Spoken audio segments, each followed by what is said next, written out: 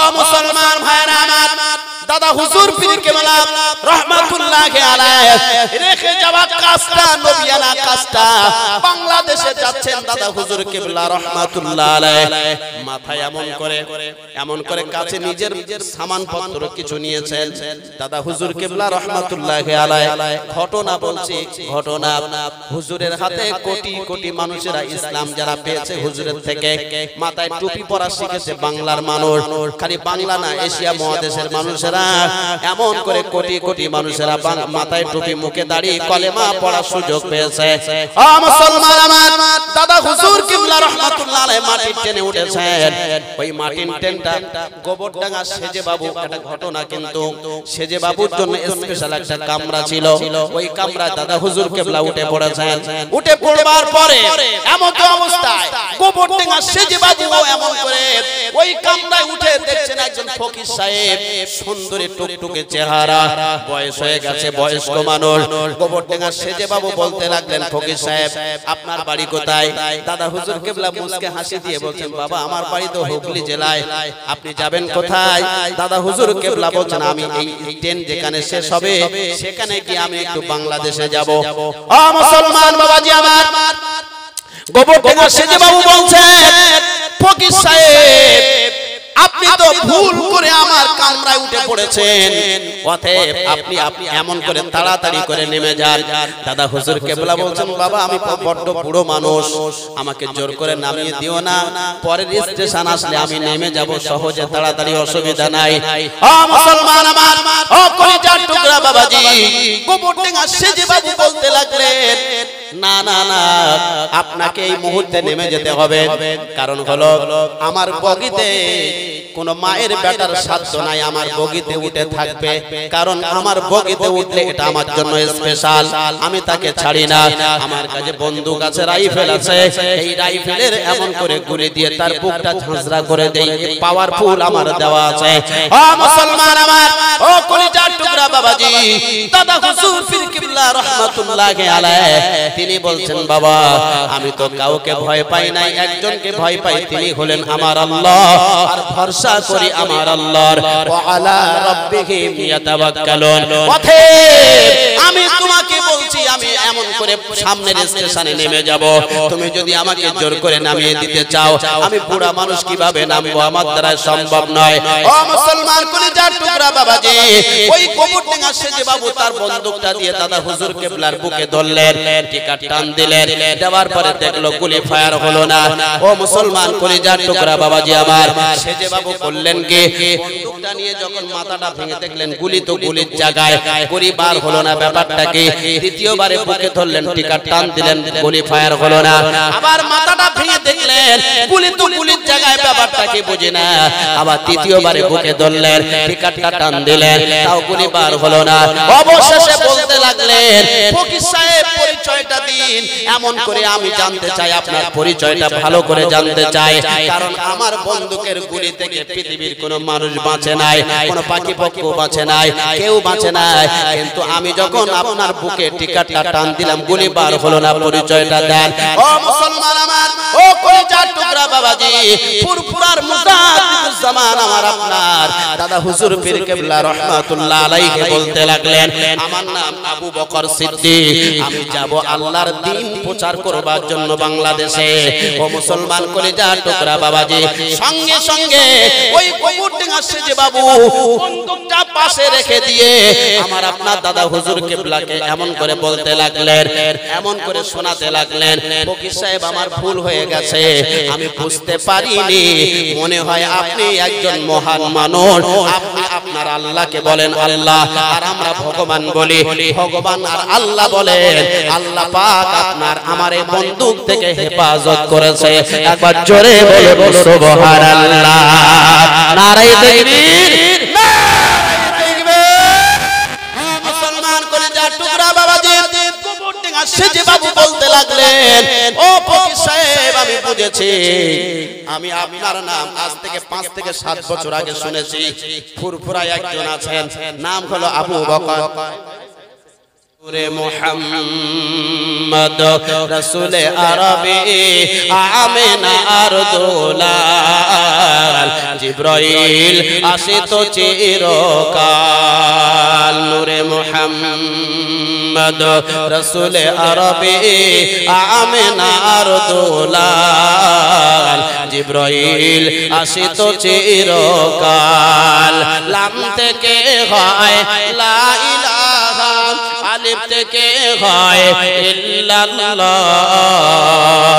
আর মিম থেকে হয় নামে মুহাম্মদ যিনি রাসূলুল্লাহ সুবহানাল্লাহ বলা যাবে একটু জোরে বলা যাবে সুবহানাল্লাহ আলহামদুলিল্লাহ সুবহানাল্লাহ বললে খুশি হয় একজন আল্লাহ তাই না এজন্য 24টা ঘন্টা ঈমানদারের একটা লক্ষণ হবে আল্লাহ খুশির জন্য সবকিছু করতে রাজি কথা ঠিক কি ঠিক না মুরব্বি কথা ঠিক না এজন্য আল্লাহ খুশির জন্য সবকিছু করতে রাজি আছি আমরা সবাই এজন্য আল্লাহর খুশির জন্য আমরা সবাই একটু জোরসে আওয়াজে তাকবীর দেব এখন একটু পরে তবে তাকবীরটা যেন এক বছর মনে থাকে দেব ইনশাআল্লাহ সবাই বলে দেব ইনশাআল্লাহ নূরে মুহাম্মদ রাসূলে আরবি আমেনার দোলাল জিবরাইল আসে তো চিরকাল শহীদে আযম ইমাম হুসাইন মা ফাতিমার দোলাল আর তারি নামটি স্মরণ করব আমরা চিরকাল সুবহানাল্লাহ বলেন নূরে মুহাম্মদ রাসূলে আরবি আমেনার দোলাল জিবরাইল আসে তো চিরকাল নবী না হলে তৈরি হতো না এ বিশ্ব জাহান আর এই কথাটি পবিত্র হাদিসে রয়েছে প্রমাণ নারে তাকবীর নূরে মুহাম্মদ রাসূলে আরবি আমেনার দোলাল জিবরাইল আসে তো চিরকাল আল্লাহুম্মা জোরে ওয়া আলা আলিহি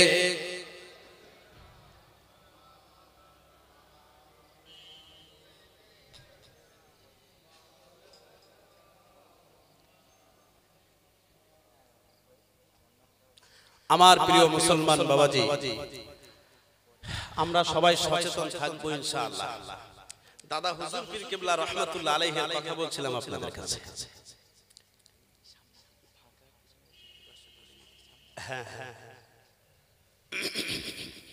গোবরডাঙ্গা সেজে বাবু অবশেষে নিজে তার ভুলটা বুঝতে পেরে তিনি তার বাড়িতে নিয়ে গেলেন নিয়ে যাওয়ার পর সবাইয়ের সঙ্গে কথা বলালেন হুজুরকে সম্মানের সঙ্গে বিদায় দিলেন অবশেষে দাদা হুজুর পীর কিবলার হাতে সপরিবারে পরে ঈমানের কলেমা পড়ে মুসলমান হয়েছিলেন সুবহানাল্লাহ বলেন এজন্য আমার প্রিয় মুসলমান বাবাজি মানুষের আদর্শ যদি কেউ ভালো হয় আদর্শ কথা আখলাক ভালো যদি কারুর হয় এমনি জনগণ তার বন্ধু হয়ে যায় কথা ঠিক কি ঠিক না নবীজির আদর্শ থেকে বেঈমান মুগ্ধ হয়েছিল সুবহানাল্লাহ বলেন এটা সামনের দিকে চেপে আসবেন ফাঁকা জায়গাগুলোকে পূরণ করবেন মেহেরবানি করে আসেন আমার ভাই আল্লাহর রাস্তার সামনের দিকে চেপে আসেন এটা চেপে আসেন এই ফাঁকা জায়গাগুলোকে পূরণ করেন এটা কলেমা জিকির লা ইলাহা এটা চেপে আসেন লা ইলাহা ইল্লাল্লাহ লা ইলাহা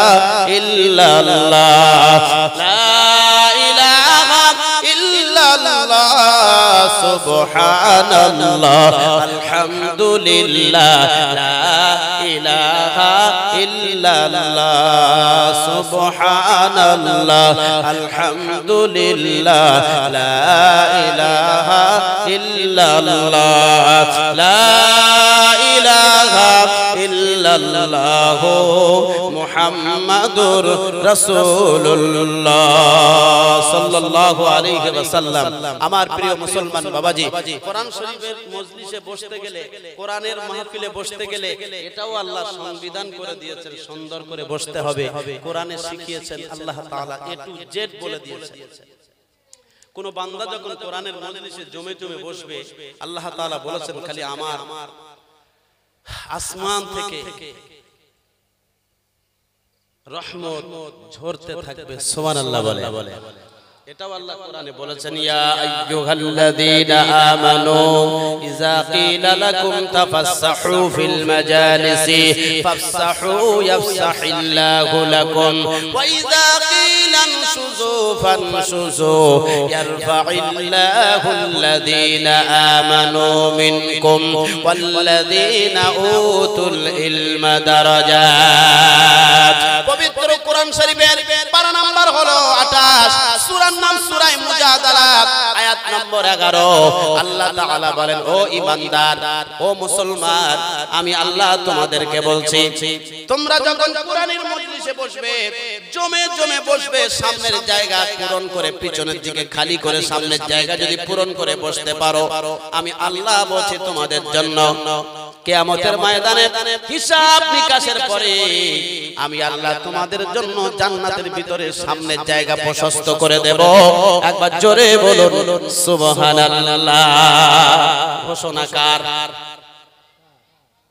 কোরআন শরীফের আয়াত মিথ্যা হবে? এজন্য সামনের দিকে চেপে বসবো ইনশাআল্লাহ। এটা চেপে আসেন, এটা মেহেরবানি করে আসেন। ও মুসলমান ভাইরা, এই কোরআনের আয়াত কেউ যদি অবজ্ঞা করে, আমি বলি আপনারা চুপচাপ বসেন, মেহেরবানি করে। যার ভালো লাগবে তাড়াতাড়ি আসে। আমার কথা শুনে, সময় খুব স্বল্প, অল্প কথা বলি। আমাদের সেরে তাজ ফুরফুরা শরীফের আওলাদে মুজাদ্দিদুজ জামান, আমার কথা কি শুনছেন? এই বাবা কথা বলবেন। আমাদের সেরে তাজ মুজাদ্দিদুজ জামান, আওলাদে মুজাদ্দিদুজ জামান আল্লামা মেহরাবউদ্দিন সিদ্দিকী মাদ্দাসাল্লাহুল আলী হুজুর আসছেন। আপনারা খুশি না? আলহামদুলিল্লাহ বলেন। আলহামদুলিল্লাহ। হুজুরের চেহারা দেখলে কলিজা ঠান্ডা হয়ে যায়। কথা ঠিক কি ঠিক না? হুজুর কথা বলেন, খুব চমৎকার কথা বলেন। কথা ঠিক না? এখন দেখছেন না বাংলাদেশে একজন বিজ্ঞ আলিম বলেছিলেন, আল্লামা লুৎফুর রহমান রাহিমাহুল্লাহ, হুজুর একটা কথা বলেছিলেন যে মিজান আসবে, বাংলাদেশে পীরের বেশে আসবে, আর বাংলার মানুষরা তারা তাদের বুকটা পেতে বুকে ধারণ করবে। সুবহানাল্লাহ বলেন। আল্লামা লুৎফুর রহমান রাহমাতুল্লাহি আলাইহি হুজুর চলে গেছেন, দুনিয়া থেকে বিদায় নিয়েছেন, কিন্তু এখন বর্তমানে বাংলাদেশে মিজানুর রহমান আজহারি পীরের বেশে এসেছে না আসেনি? কথা বলেন। লক্ষ লক্ষ মানুষ যে চট্টগ্রাম প্যারেড ময়দানে আল্লামা দেলাওয়ার হোসেন সাইদি রাহমাতুল্লাহি আলাইহি হুজুর কথা বলেছিলেন 30-35 লক্ষ মানুষের সামনে, আজ সেই আল্লামা লুৎফুর রহমান রাহমাতুল্লাহি আলাইহি তিনি বলে গেছেন গত কয়েক মাস আগে, আজ সেই মিজানুর রহমান আজহারি বাংলাদেশে বিখ্যাত একজন মানুষ, এখন বর্তমানে আল্লাহ তাআলা তাকে দিয়েছেন গোটা পৃথিবীতে তার মতো এত সম্মানিত মানুষ এখন বর্তমানে আর দেখা যায় না। কথা ঠিক কি ঠিক না? তিনি ছোট্ট ছোট্ট করে কথা বলেন, তার গলায় খুব একটা ঝংকার সুর নাই, কিছু নাই, খুব টান দিয়ে কথা বলেন না, ছোট্ট ছোট্ট করে কোরআনের আয়াত দিয়ে আর হাদিস দিয়ে কথা বলেন, কত চমৎকার কথা বলে, মানুষেরা তার জন্য মুগ্ধ হয়ে গেছে। সুবহানাল্লাহ বলেন। আসলে বিষয়টা সেটা নয়, আল্লাহর নবী বলেছেন আল্লাহর কথা যারা সঠিকভাবে মানুষের কাছে উপস্থাপন করবে, আল্লাহ তাআলার মনোনীত যারা বান্দা হবে, তারা মৌমাছির মতো ঝুঁকে তার সামনে তার কাছে উপনীত হওয়ার জন্য ব্যস্ত হয়ে যাবে। মক্কা যখন নবীজির হাতে এসেছিল, সবাই তো মক্কা থেকে নবীজিকে তাড়িয়ে মদিনায় পাঠিয়ে দিয়েছিলেন।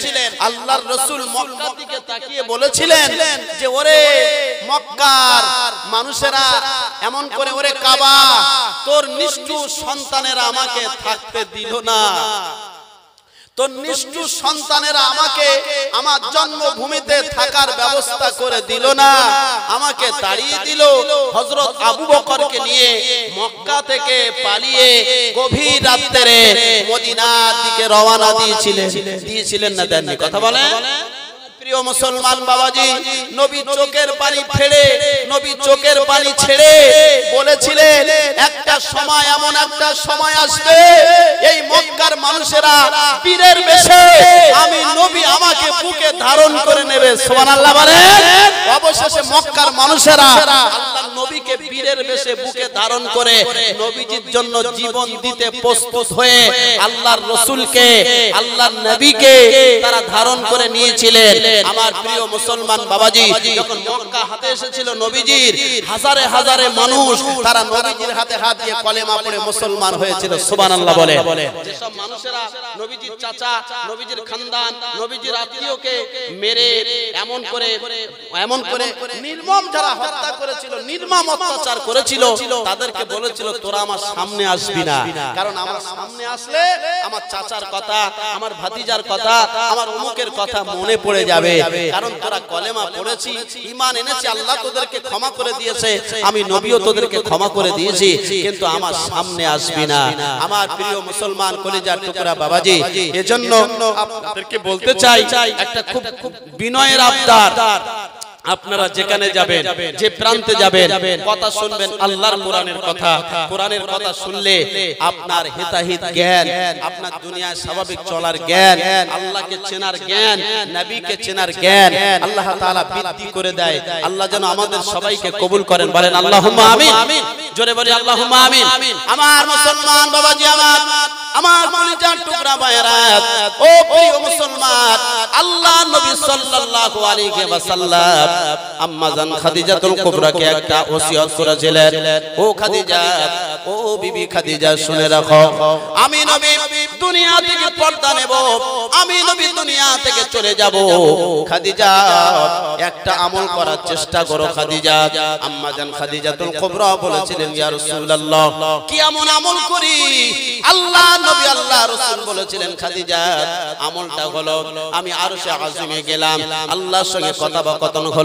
আল্লাহ কোরআন শরীফে বলেছেন, সুবহানাল্লাযী আসরা বিআবদিহি লাইলাম মিনাল মাসজিদিল হারামি ইলাল মাসজিদুল আকসা, ইলাল মাসজিদুল আকসাল্লাযী বারাকনা হাওলাহু লিনুরিয়াহু মিন আয়াতিনা ইন্নাহু হুয়াস সামিউল বাসীর।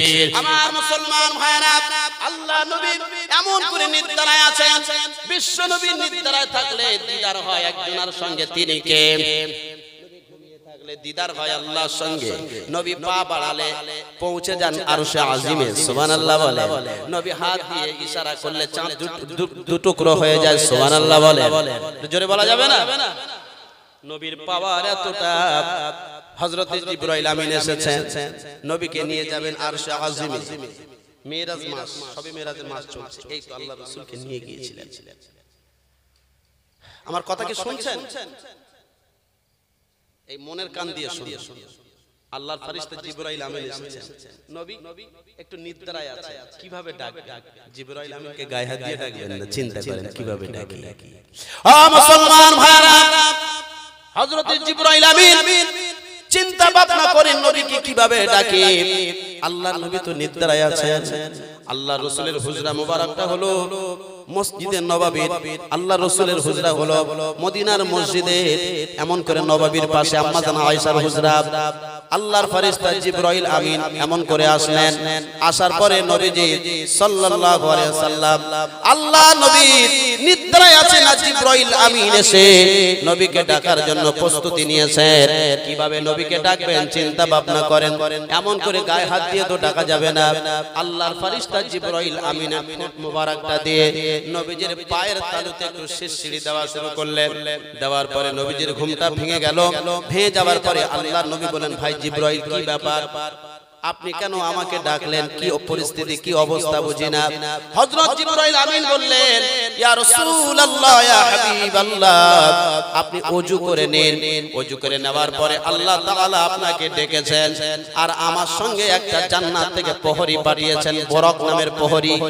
কি বরক নামের প্রহরীকে আপনাকে চড়িয়ে আল্লাহ তাআলার আরশে আজিমে নিয়ে যাব। সুবহানাল্লাহ বলে। এই যে আমেরিকার জমিনে ক্যালিফোর্নিয়া বলে একটা রাজ্য আছে, আমেরিকার ভিতরে উন্নত মানের শহর, দামি শহর। ও মুসলমান, পৃথিবীর বিখ্যাত সুপারস্টার যারা, নায়ক নায়িকারা যারা ক্যালিফোর্নিয়া রাজ্যে তারা বসবাস করেন, ওই জায়গায় তাদের সুন্দর সুন্দর ফ্ল্যাট রুম যাই বলেন, এমন করে দামি দামি ঘর বাড়ি তাদের আছে। ক্যালিফোর্নিয়ার জমিনে কিছুদিন গত হচ্ছে, আল্লাহর পক্ষ থেকে এমন একটা গজব শুরু হয়েছে। তাদের হাতে অনেক উন্নত মানের প্রযুক্তি আছে, তাদের হাতে অনেক উন্নত মানের অনেক মেশিন পার্ট আছে, ওই আগুনকে বন্ধ করে দেওয়ার জন্য আছে। কিন্তু কোন ধরনের প্রযুক্তি তাদের কাজে লাগে না। কারণ কি জানেন? আল্লাহ তাআলা বলেছেন, আমার বান্দার প্রতি যারা জুলুম করবে, আমার বান্দার প্রতি যারা নির্যাতন করবে, আমার বান্দার প্রতি যারা অত্যাচার করবে, আমি আল্লাহ তাআলা বললাম, আমি আল্লাহ ওই বান্দা বান্দির অত্যাচার করবার কারণে, ওই জুলুম করবার কারণে আমি আল্লাহ দমিয়ে দিতে পারি।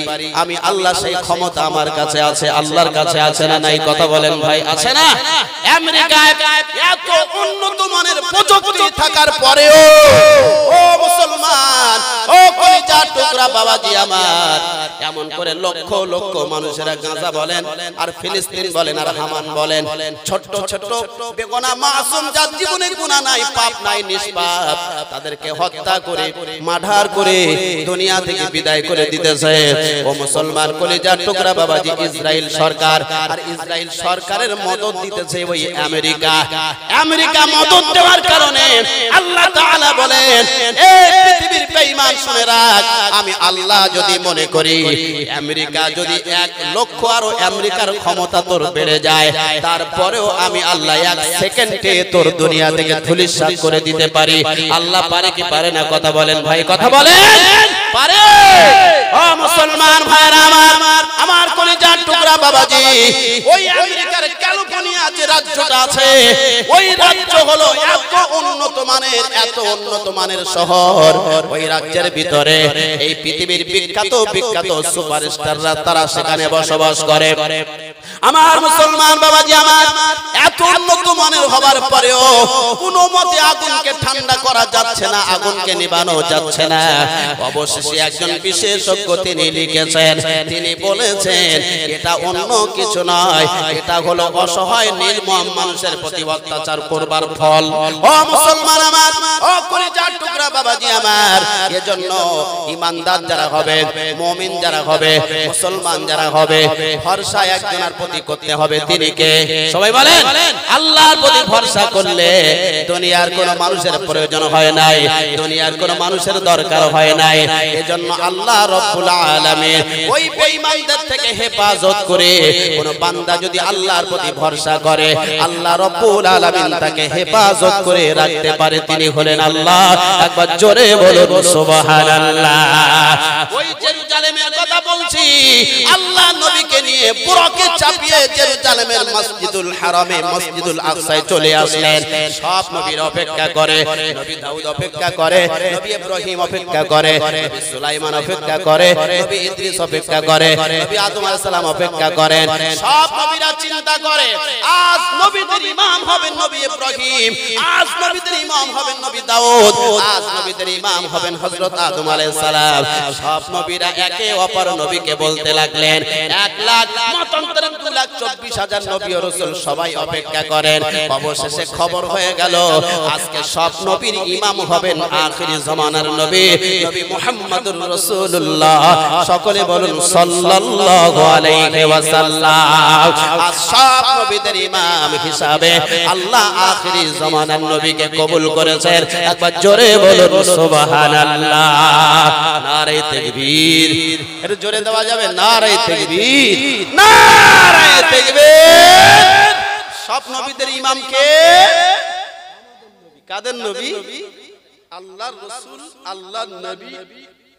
এমন নবী হযরত মূসা আলাইহিস সালাম, ইব্রাহিম আলাইহিস সালাম, দাউদ আলাইহিস সালাম, সব নবীরা বলেছিল, নবী না বানিয়ে হযরত আদম থেকে ঈসা পর্যন্ত সবাই বলেছিল আল্লাহ যদি আমাদের নবী না বানিয়ে মুহাম্মদ সাল্লাল্লাহু আলাইহি ওয়াসাল্লামের উম্মত বানাতেন জীবনটা ধন্য হতো সুবহানাল্লাহ বলেন আমরা চাইনি বলেও নি কিন্তু না বলায় না চাওয়ায় আখিরি জামানার উম্মত করেছেন আমরা খুশি না বেজার কথা বলেন খুশি না এজন্য নবীকে ভালোবাসলে হবে না কি করতে হবে ভালোবাসার সাথে ইত্তেবা করতে হবে কি করতে হবে ইত্তেবা বোঝেননি ইত্তেবা হলো বাবা সন্তানের সম্পর্ক এতটাই বাবা ছেলেকে বলছে ছেলে বাজার থেকে আমার জন্য এই জিনিসটা নিয়ে আসিস একবার বলল ছেলে নিল না দুইবার বলল ছেলে আনলো না তিনবার বলল ছেলে আনলো না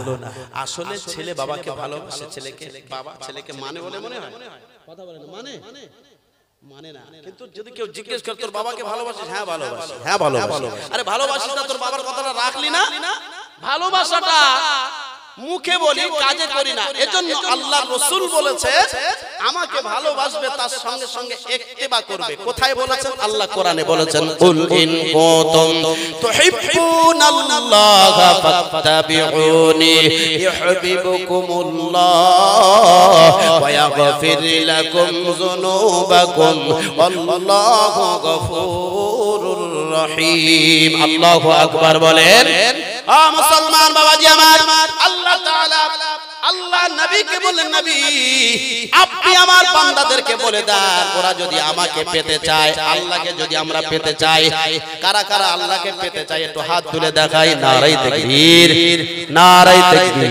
না মুসলমান বাবাজি আপনাদেরকে যে কথাটা বলছিলাম ও কলিজার টুকরা বাবাজিরা আল্লাহর রাসূলকে নিয়ে আসা হলো মসজিদুল হারাম থেকে মসজিদুল আকসা জেরুজালেমে সব নবীরা অপেক্ষা করেন নবীর পিছনে 2 রাকাত নামাজ পড়বেন কয় রাকাত কথা বলে না কয় রাকাত 2 রাকাত নামাজ পড়বেন নিজের জীবনটা ধন্য করে নেবেন আখির জামানার নবীর পিছনে 2 রাকাত নামাজ পড়বেন সব নবীরা অপেক্ষা করেন একজনের জন্য সব নবীরা অপেক্ষা করেন এক নবীর জন্য তিনি কাদের নবী কথা বলেন তিনি আমাদের নবী একবার জোরে বলুন সুবহানাল্লাহ আমাদের গর্ব আছে না নাই কথা বলেন না আপনার ছেলে যদি এমবিবিএস ডাক্তার হয় বারাসাতে বসে আপনার গর্বে বুকটা ভরে যাবে কি যাবে না ছেলেটা আমার ছেলেটা কার আমার নবী জেরুজালেমে মসজিদুল আকসায় এমন করে সব নবীদের ইমাম হবেন আমাদের গর্ব হবে কি হবে না আমার নবী ইমাম আমার নবী কি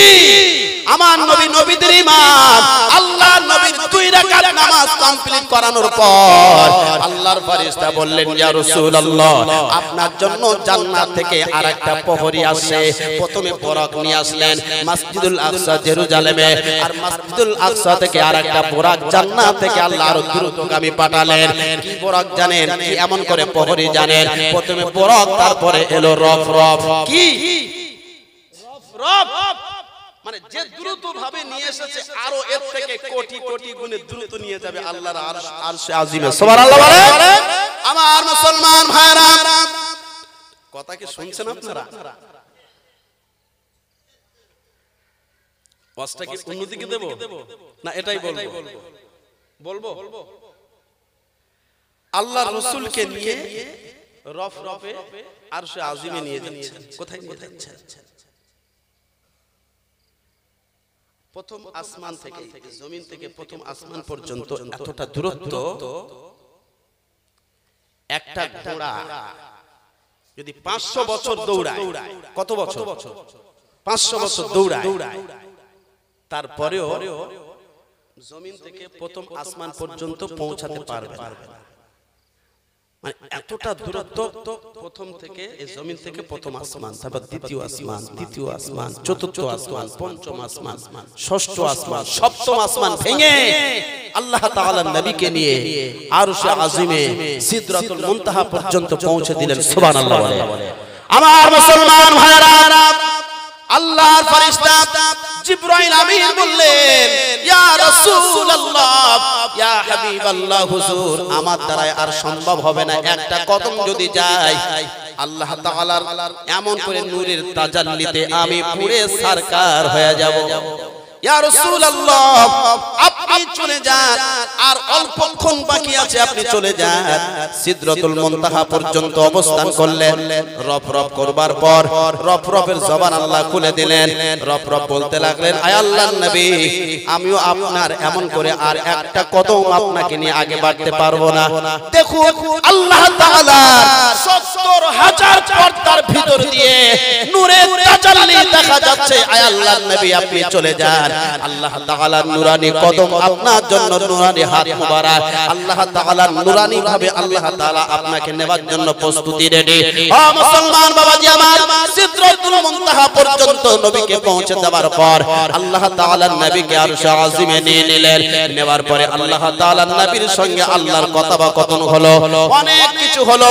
হওয়ার পর আল্লাহর নবী বললেন, আয় আল্লাহ তাআলা আমি একটু জান্নাত দেখতে চাই, আমি একটু জাহান্নাম দেখতে চাই।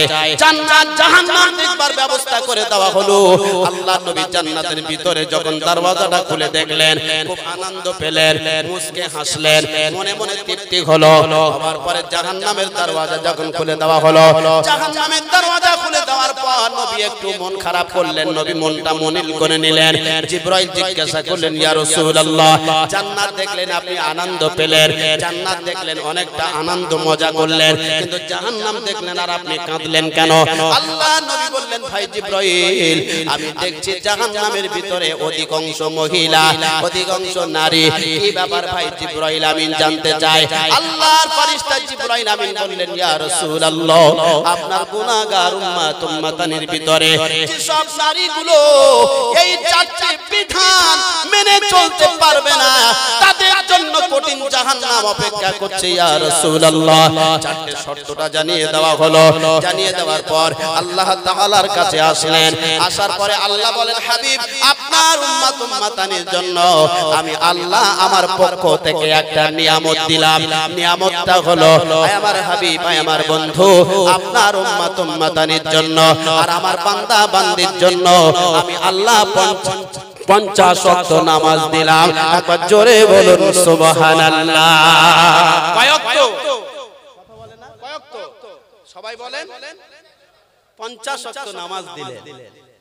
জান্নাত দেখলেন, জাহান্নাম দেখলেন, সব কমপ্লিট। 50 ওয়াক্ত নামাজ নিয়ে দ্রুত অবতরণ করছে। সুবহানাল্লাহ বলে। প্লেনটা কোথা থেকে তৈরি হয়? রিচার্জ ওয়ালারা, বিজ্ঞান যারা, বিজ্ঞানীরা, বিশেষজ্ঞ তারা ভেবেছে বুঝেছে কোরআনুল কারীম থেকে প্লেন তৈরি করা, তার কোরআন থেকে এমন করে নকল করলেন। সুবহানাল্লাহ বলে। আল্লাহর রাসূল অবতরণ করছে। মুসা আলাইহিস সালামের সঙ্গে দেখা। কার সঙ্গে দেখা? নবী মুসা আলাইহিস সালামের সঙ্গে দেখা। নবীকে দান করালেন। আয় আল্লাহর নবী, আখিরি জামানার নবী মুহাম্মদ সাল্লাল্লাহু আলাইহি ওয়াসাল্লাম কি দিয়েছেন আল্লাহ আপনার উম্মতের জন্য? ও মুসলমান ভাইরা, বিশ্ব নবী মুহাম্মদ রাসূলুল্লাহ সাল্লাল্লাহু আলাইহি ওয়াসাল্লাম বলতে লাগলেন, ওগো আল্লাহর নবী মুসা, আল্লাহ পাক আমার উম্মতের জন্য 50 ওয়াক্ত নামাজ দিয়েছেন। সুবহানাল্লাহ বলে। 50 ওয়াক্ত নামাজ পেয়ে কারা কারা খুশি? খুশি না আপনারা? আরে খুশি না? হাত তুলে বলুন না, খুশি না? আলহামদুলিল্লাহ বলে। কয় ওয়াক্ত নামাজ? কয় ওয়াক্ত? 50 ওয়াক্ত। 50 ওয়াক্ত নামাজ। হযরত মুসা সাল্লাল্লাহু আলাইহি ওয়াসাল্লাম দেখা হলো, জান না, পারবে না, আপনার উম্মত পারবে না, সময় অল্প পাবে। কেউ 60, 70, 80, 85, 100, 105, 110 এর উপরে আর উঠে বাঁচবে। আপনার উম্মত আর থাকবে না। আমার উম্মত তো 900, 1000, 1100, 1400, 1500 ছাড়িয়ে গেছে, কিন্তু আপনার উম্মত তো থাকবে না, সময় অল্প পাবে। 50 ওয়াক্ত পারবে না, আপনি জান। ও মুসলমান ভাইরা, আল্লাহ নবী আল্লাহর কাছে আবার চলে গেলেন। আয় আল্লাহ একটা আবদার নিয়ে এসেছি। আল্লাহ বলেন, হাবিব কি আবদার আপনি বলুন, আপনার বলার অপেক্ষা পূরণ আমি আল্লাহ করে দেব। জোরে বলুন সুবহানাল্লাহ। কি চমৎকার ভালোবাসা, কি চমৎকার মুহাব্বত। আল্লাহ বলেছেন সব নবীরা আমার খুশির জন্য সবকিছু করতে পারে, কিন্তু আমি আল্লাহ আমার বন্ধুর খুশির জন্য আমি আল্লাহ নিজে সবকিছু করব। সুবহানাল্লাহ বলেন। মুসলমান ভাইরা, আল্লাহ নবী বললেন, আয় আল্লাহ তাআলা আমার উম্মত তো অল্প দিন বাঁচবে 50 60 65 70 80 85 100 110 120 তার ঊর্ধ্বে নয় আয় আল্লাহ তারা সংসার জীবনে আসবে ছেলে মেয়েকে মানুষ করবে দুনিয়াদারি করবে সব করবে কিন্তু তার ভিতরে 50 ওয়াক্ত নামাজ পড়তে পারবে না আল্লাহ বলেন হাবিব ও আমার প্রিয় বন্ধু ও আমার প্রিয় হাবিব আপনি শুনে রাখুন আমি আল্লাহ পাক আপনি যে এমন করে আপনার উম্মতের ভাবনা ভেবেছেন আমার বান্দা বান্দির ভাবনা ভেবেছেন জান আমি আল্লাহ রব্বুল আলামিন আপনার উম্মাতানির জন্য দয়া করে মায়া করে 45 ওয়াক্ত নামাজ দিলাম জোরে বলুন সুবহানাল্লাহ নবীজি 45 ওয়াক্ত নামাজ নিয়ে আনন্দের সঙ্গে অবতরণ করছেন আবার মুসা আলাইহিস সালামের সঙ্গে দেখা আল্লাহর নবী মুসা বললেন খবর কি হয়েছে নবী বললেন 45 ওয়াক্ত হলো মানে 5 ওয়াক্ত মাইনাস হলো হযরত মুসা সালাম আবার পাঠালেন আবার যান উম্মত পারবে না সুবহানাল্লাহ বলেন নবী আমাদের জন্য চিন্তা করে গেছেন না কথা বলেন গেছেন না আমার প্রিয় মুসলমান ভাইরা আবার আল্লাহর দরবারে গেলেন ও মুসলমান আল্লাহ বলেন হাবিব কি হয়েছে আবার আপনি আসলেন কেন আল্লাহর নবী মুস্কে হাসি দিয়ে বললেন আয় আল্লাহ আমার উম্মত পারবে না যদি আরেকটু দয়া করে আল্লাহ পাক নবীকে বললেন নবী গো আমি জানতাম আপনি আবার ফিরে আসবেন সুবহানাল্লাহ মানে উম্মতের প্রতি কি মায়া আপনার আমি আল্লাহ এটা তো জানি সুবহানাল্লাহ বলা যাবে না ও মুসলমান ভাইরা আল্লাহ তাআলা বলেন আয় আমার বন্ধু আপনার উম্মতানির জন্য আর আমার বান্দা বান্দির জন্য আমি আল্লাহ কমিয়ে 20 ওয়াক্ত দিলাম এবারে তো খুশি আল্লাহর নবী আবার অবতরণ করছেন মুসা আলাইহিস সালামের সঙ্গে দেখা হযরত মুসা আলাইহিস সালাম বললেন নবী গো ও আল্লাহর নবী আপনার উম্মত এটাও পারবে না আরেকবার যান আরেকবার আল্লাহর নবী যাচ্ছেন আর মনে মনে ভয় খাচ্ছেন কি হয় না হয় আল্লাহ কি রাগ করবেন কি রাগ করবেন না মনে হয় আল্লাহ বেজার হবেন এমন করে মনটা খারাপ করেনি আল্লাহর দরবারে আল্লাহ বলেন হাবিব রে আমার হাবিব আপনি আর একবার আসবেন শেষ ফাইনাল এটাও আমি আল্লাহ জানি আপনি চিন্তা করবেন না আপনার উম্মত আর উম্মতানির জন্য আর আমার বান্দা বান্দির জন্য আমি আল্লাহ ফাইনাল একটা এমন করে নামাজ বেঁধে দিলাম 5 ওয়াক্ত কয় ওয়াক্ত সুবহানাল্লাহ বলে না 5 ওয়াক্ত নামাজ দিলাম এই 5 ওয়াক্ত নামাজ আপনার উম্মতানি আর আমার বান্দা আর বান্দি যদি তাকবীরে উলার সঙ্গে মসজিদে বা জামাতের সঙ্গে আদায় করতে পারে তাকবীরে উলা বুঝেননি ইমাম নিয়ত করবে আল্লাহু আকবার আপনার সঙ্গে সঙ্গে নিয়ত করতে হবে আল্লাহু আকবার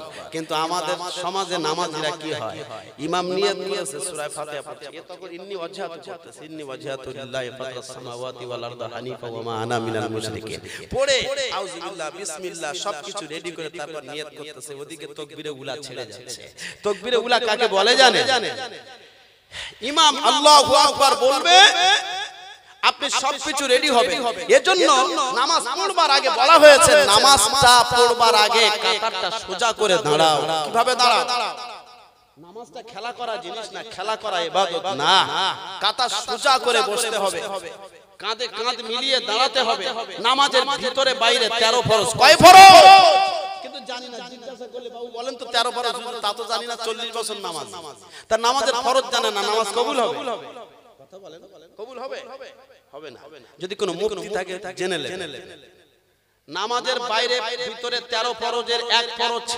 ছেড়ে গেলে নামাজ হবে না ওযুর 4 ফরজ এক ফরজ ছেড়ে গেলে ওযু হবে না গোসলের 3 ফরজ এক ফরজ ছেড়ে গেলে গোসল কমপ্লিট হবে না দুবার হজ করেছে হাজী সাহেব আবার বাড়িতে এসে গল্প দিচ্ছে আমি হাজী সাহেব আছে না নাই ও মুসলমান ভাইরা নামাজের ভিতরে বাইরে 13 ফরজ জানতে হবে কিয়াম করা একটা ফরজ মানে দাঁড়ানো স্টেট দাঁড়ানো কি দাঁড়ানো সোজা দাঁড়ানো হেলানো দোলানো যাবে না নামাজ কিন্তু হবে না হবে অনেকে লোক আছে না মাসি মেতে জামা আছে না না ও মুসলমান ভাইরা ওয়াজ আমরা শুনেছি কিন্তু ধ্যানের কান দিয়ে মনের কান দিয়ে শুনে নাই এজন্য শেখার দরকার আছে না নাই হুজুরের কাছে শিখবো ইনশাআল্লাহ এবার থেকে শিখবো হুজুর সূরা ফাতিহাটা শুনেন আমার সূরা ফাতিহা তেলাওয়াত করছি শুদ্ধ হচ্ছে কিনা শুনেন কিন্তু এইটা করার দরকার ছিল, আমরা করি না। কিন্তু মান সম্মানের ব্যাপার, হুজুর যদি ভুল ধরে দেয় তাহলে বিপদ। এজন্য হুজুর তো হুজুরির মতোই মানতে হবে, মানবো ইনশাআল্লাহ। আপনাদের মসজিদে ইমামের মাইনে কত দেয়? 5, 6, 7, 8। কোন মসজিদে যদি ইমামের মাইনে কম দেন, ওই মসজিদের মুসল্লির নামাজ হবে না। ও মুসলমান ভাইরা, কোন মসজিদে যদি এমন করে বেনামাজি কমিটি হয়, ওই বেনামাজি কমিটি হওয়ার কারণে আল্লাহর কাছে দায়ী হবে। কোরআন শরীফে আল্লাহ তাআলা বলেছেন, যে কথাটা বলছিলাম এটা কমপ্লিট করি, সময় যদি থাকে বলবো ইনশাআল্লাহ। তার মধ্যে আমাদের সেরে তাজপুরপুরা শরীফের মাদ্দাসুল্লাহুল আলী হুজুর এসে গেলে আর হবে না, সময় সুযোগ হলে অন্য সময় হবে। আমার প্রিয় মুসলমান ভাইরা, বিশ্বনবী মুহাম্মদুর রাসূলুল্লাহ 5 ওয়াক্ত নামাজ নিয়ে এলেন। আসার পরে আল্লাহ তাআলা বলে দিলেন, হাবিব এই 5 ওয়াক্ত নামাজ যদি আপনার উম্মত তাকবীরে উলার সঙ্গে বা জামাতের সঙ্গে আদায় করতে পারে, আমি আল্লাহ কথা দিলাম আপনার উম্মত উম্মাতানির জন্য 5 ওয়াক্ত পড়বার কারণে 50 ওয়াক্ত নামাজের সওয়াব আমি আল্লাহ তাদের নামায়ে আমালে লিখে দেব। একবার জোরে বলুন সুবহানাল্লাহ। কয়েক পড়লে 5 ওয়াক্ত ফায়দা হবে 50 ওয়াক্ত এক্সট্রা সওয়াব। কথা ঠিক কি ঠিক না? 5 ওয়াক্ত নামাজ পড়ি না, আছে না? না। জুমার নামাজ অনেকে আছে পড়ে না, ঈদের নামাজও পড়ে না। ওর মারা গেলে ওর মসজিদে নাম প্রচার করা যাবে না। ও মুসলমান ভাইরা, মরে যাওয়ার পর কত যত্ন করে গোসল দেয়, কাপড় জড়ানোর পরে খাটিয়ায় তুলছে, আবার একটা কাপড় চাপাচ্ছে, আছে না? নাই, আছে না? বলতে ভালো করে ঢেকে লে যা। ওসে নেমো খারাপ, ওসে হারামি করেছে আল্লাহর সঙ্গে। দুনিয়ার মানুষের দেখিয়ে না দেখানোর কি আছে? তুই যা হারামিগিরি করে গেছিস, তোর বিরুদ্ধে কথা বললে, তোর বিরুদ্ধে কথা শোনালে মানুষ তোকে ঘৃণা করবে। কুত্তা সেও তার মালিককে চেনে, কিন্তু আমরা যারা শ্রেষ্ঠ মাখলুক, আমরা আমাদের আল্লাহকে চিনতে পারিনি, আছে না? নাই। আল্লাহর নামে সিজদা দিতে অসুবিধা, কপালটা একজনের জন্য ঠেকাতে হবে। তিনি কে? 24টা ঘন্টা যার কাছে মাথা নত করে বলি তিনি হলেন আল্লাহ। আল্লাহ বলেছেন, বান্দা তুই তো অন্যায় করবি আমি জানি, তোর অন্যায় করা স্বভাব আর আমার ক্ষমা করা সিফাত। সিফাতের নামের খাতিরে, রহমান আর রহিম নামের খাতিরে আমি আল্লাহ maaf করে দেব। অতএব আমার আশা থেকে নৈরাশ হয়ে যাবি না, আয় আমার কাছে আয়। সুবহানাল্লাহ বলেন। এজন্য সবকিছু ক্ষমতা, সবকিছু পাওয়ারফুল একজন, আর তিনি হলেন আল্লাহ। আর সব ক্ষমতা যিনি maaf করে দেন তিনি আল্লাহ। আল্লাহ বলেছেন, বান্দায় নৈরাশ হয়ে যাবে না। নৈরাশ হওয়া যাবে, মন খারাপ করা যাবে, কথা বলে না, করা যাবে? যা করেছি ওই পর্যন্ত স্টপ করে ফিরে আসে। তওবা কবুল হওয়ার 5টা নিয়ম আছে, কানুন আছে। ও মুসলমান, আপনাদের যে কথা বলছিলাম, বিশ্বনবী মুহাম্মদুর রাসূলুল্লাহ সাল্লাল্লাহু আলাইহি সাল্লাম এমন করে জাহান্নাম দেখলেন, 4টে কোয়ালিটি, এমন করে 4টে কানুন আল্লাহ তাআলার নবী জেনে আসলেন। আম্মা জান খাদিজাকে বলছেন, মায়ের আওয়াজ শুনছে, মায়ের শোনার সিস্টেম আছে কি? এই যন্ত্র বসানো আছে, মানে এলসিডি লাগানো। আচ্ছা হোক, তাই মায়েদের বিষয় একটুখানি বলি। ও মুসলমান কলিজার টুকরা বাবাজি, কোন নেককারিনী মা, তাহাজ্জুদ গুজারি মা এমন করে কোরআন পড়ে, 24টা ঘন্টা আল্লাহর ইবাদত বান্দিগিতে চলে। আপনি হয়তো মনে মনে ভাবছেন, নামাজ পড়লে সওয়াব, কোরআন পড়লে সওয়াব, এ তো আলহামদুলিল্লাহ, কিন্তু নামাজের বাইরে সওয়াবের কি কাজ নাই? আছে। কেউ যদি আল্লাহর বিধান মেনে ঘুমায়, নবীদের সুন্নাত তরিকা মেনে ঘুমায়, ঘুমানোটাও ইবাদত। একবার জোরে বলুন সুবহানাল্লাহ।